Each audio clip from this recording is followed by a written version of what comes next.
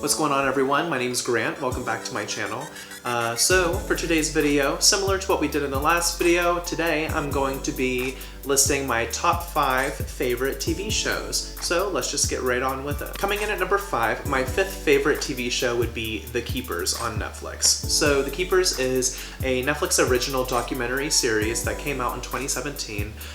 It is a documentary based on this murder of a nun that happened back in 1969 in Baltimore, Maryland. The reason why I love this TV show so much is because it hits you right in the gut, and I love that. I love whenever a movie or a TV show just does that to me. It literally just takes you and guts you and just leaves you there, which honestly means that it's a very effective documentary. All I'm gonna say is that if you do choose to watch this documentary, don't go in expecting a happy ending because you just don't get one. The way that the message gets across is just so poignant, and it's done so, in my opinion, flawlessly as a documentary. Not only does it keep you on your toes, but it's also extremely informative. There's a lot to be said about that, and they did such a flawless job at delivering and just in the execution of this documentary. It was beautiful. It was amazing. Definitely give The Keepers a shot. So for my number 4 in my TV show list, I will say that I know that people have mixed feelings about this show, and I know that every season is not perfect. However, as a whole, my 4th favorite TV show would be American Horror Story. I love everything that Ryan Murphy and Brad Falchuk puts out, which they are the creators of the show.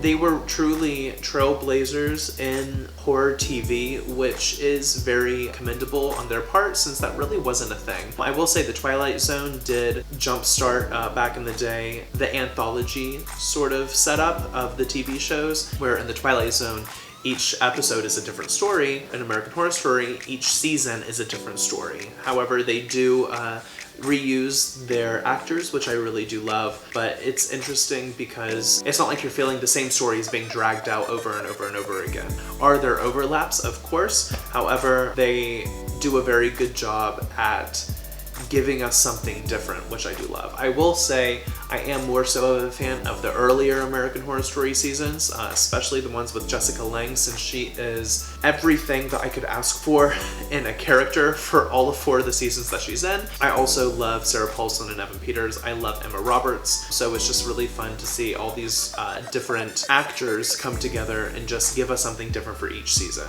which is just a lot of fun to watch. I do say that some people have mixed feelings on American Horror Story because I know that not every season is amazing, and I will be the first person to say that. I'm just ranking American Horror Story in this list just because I do appreciate what it is and what it has done. Hulu is up to date with 1984, which is the newest season, and then I believe that Netflix is up to date up to Apocalypse, which is the season before 1984. So yeah, give it a shot if you haven't. If you have, then let me know what your favorite seasons are. I'd love to talk about it. So coming in at number 3 is a show on HBO, which is Sharp Objects. Sharp Objects was entirely directed by Jean-Marc Vallée, which he also directed Big Little Lies. He directed Wild, that has Reese Witherspoon in it. He has a very interesting directing style, which I will talk about. Sharp Objects came out in the summer of 2018, I believe, and it's starring Amy Adams, Patricia Clarkson, and Eliza Scanlon. And it's about this news reporter, which is Amy Adams, who lives in St. Louis, Missouri. Her boss tells her to go back to her hometown in Missouri called Wind Gap because there's been a series of murders, and he wants Amy Adams' character to go back home to report on these different murders, and he thought it would be great for her to go since she has a connection. And I'm gonna spur you all the time, but I could go on for hours talking about why I like this show so much. So, talking about the directing style with Jean-Marc Vallée, if you did watch Wild or if you did watch Big Little Lies, he is a very fast-paced director. You can just tell that just by the way he directs. He does a lot of different cuts between the past and the present, and the way that he intermingles the two is just perfection. When I'm telling you, this show puts you through the ringer, it definitely does. It's a very dark show. It's not a happy show at all. It focuses a lot on self-harm. It also focuses on a lot of like depression, alcohol addiction. So there are a bunch of triggers in this TV show, so it's not for everyone because of that. So just be careful before you watch the show, since there are, consider this a trigger warning. Besides all of the horrible things that happen in the show, the storytelling is just amazing. And I will say, if you did watch my recent video that had Gone Girl in it, Gone Girl was a book written by Gillian Flynn, whereas Sharp Objects is another novel by Gillian Flynn. Because there's so much character development and you learn so much about each character, it just brings you in and it doesn't let you go. Please, please, please give this a shot. Just watch it. I'm telling you, it is well worth your time. I will say, if you do watch the show, and if you make it to the final episode, just make it past all the credits. Just make it past all the credits. Just watch all the credits, and then at the very end, there is something there. The reward is definitely earned. And once you see that final shot, even past the credits, you're gonna be like, oh my God. And I even had my boyfriend watch the show. He literally watched the entire thing in one night. And he isn't even into that kind of genre. And the fact that he binge watched all of the episodes, and I was asleep because it was in the wee hours of the night, I heard him say, oh, wow. And I was like, good.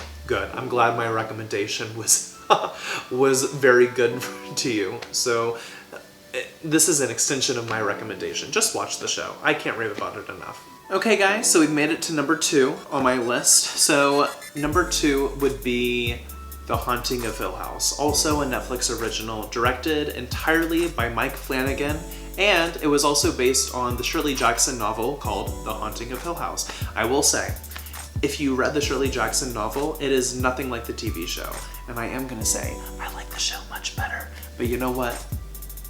You can read me, you can drag me, I don't care. The show I liked much better just because I liked the storyline, which the storyline is, it goes back and forth between the past and the present. So in the past, it follows this family who moves into Hill House with the intentions to flip the house and then sell it, which they're just living there for a few weeks of the summer. However, some major events happen within the house. They leave and then it bounces back to the future timeline, which is the present day, where it follows the family as grown-ups, or the kids as grown-ups more so, and how Hill House still has an effect on them still to this day.